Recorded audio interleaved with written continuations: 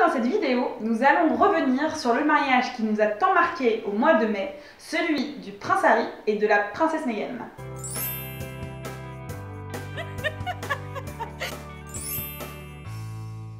Hello les abonnés, c'est Elodie de l'agence d'Idée Wedding Planner, avec vous pour les conseils et astuces pour l'organisation de votre mariage.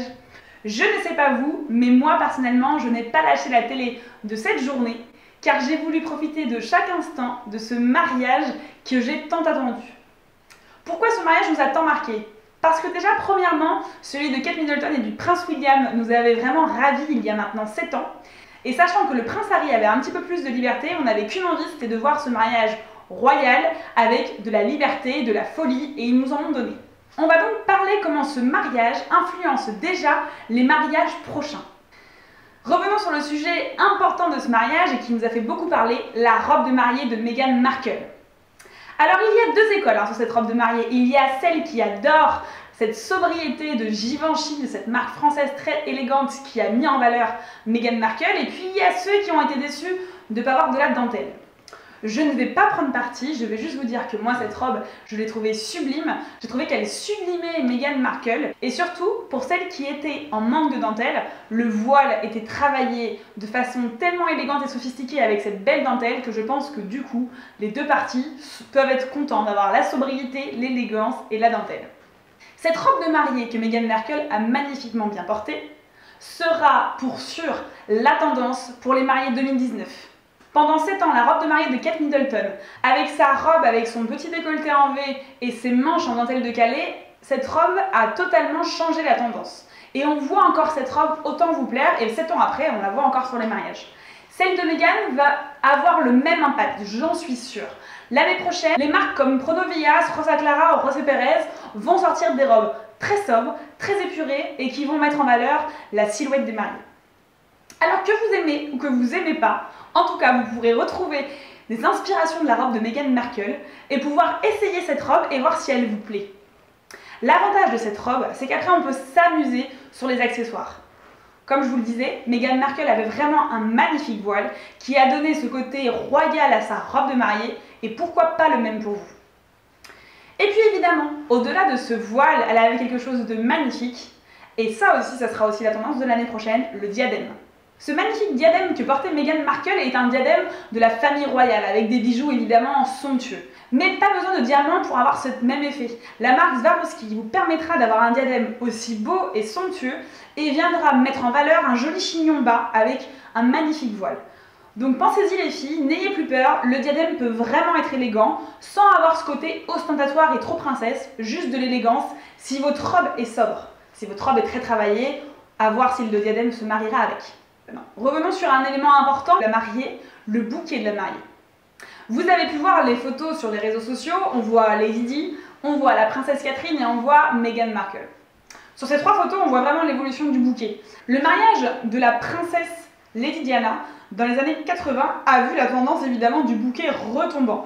Un très grand bouquet, très ostentatoire, très lourd aussi. La princesse Catherine a fait un virage, évidemment un virage tendance avec un bouquet plus petit, un bouquet rond, un bouquet plus discret, mais c'était déjà un très joli bouquet.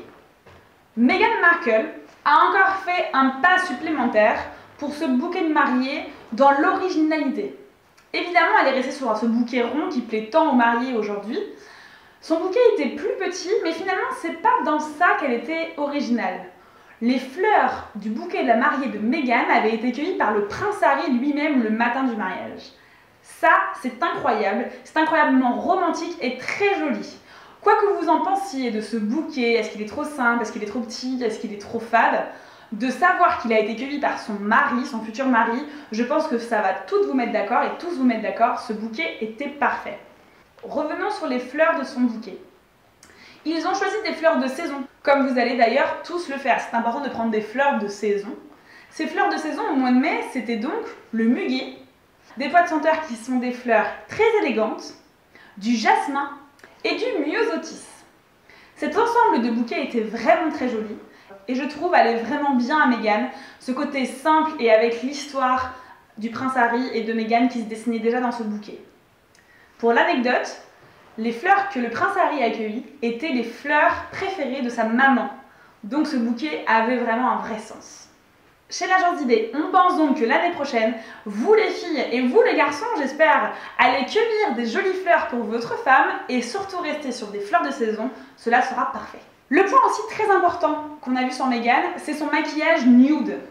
En effet, elle avait une coiffure élaborée avec un diadème très sophistiqué, mais son maquillage était nude et c'est vraiment une tendance qui s'est dessinée depuis quelques années et qui s'affirme. On ne se cache plus derrière un maquillage, on s'embellit et on s'illumine avec un maquillage. Et d'ailleurs, vous pourrez retrouver très bientôt une vidéo de l'agence d'idées sur les tendances maquillage pour les mariés. Et puis, évidemment, je crois que vous l'avez compris, à l'agence d'idées, on aime le vin, donc il était très important de vous parler du vin du mariage, car Cocorico, le vin blanc servi au mariage du prince Harry et de Meghan, était un vin bourguignon, un magnifique vin blanc, un chardonnay que vous aimez tant vous les Anglais et qu'on adore tant nous aussi les Français. Et c'est le vigneron Olivier Leflaive qui a remporté la partie avec son chardonnay. Et sachez-le, il n'était même pas au courant que son vin allait être servi au mariage, il l'a appris sur CBS comme tout le monde. J'espère que cette vidéo vous aura plu sur ces tendances qui sont dessinées grâce à ce mariage princier. N'hésitez pas, comme toujours, à vous abonner à la chaîne, vous êtes de plus en plus nombreux et c'est top à voir, à mettre un pouce à cette vidéo et on se retrouve très vite pour de nouveaux conseils. À tout vite! Hello, c'est Elodie. Non, bah non, je me suis déjà regardé. Hello les abonnés.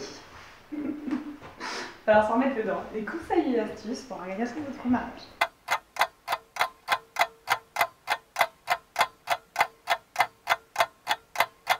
Ouais. C'était beau. Ouais. C'était beau. C'était beau. Ouais. C'était beau. C'était beau. C'était beau.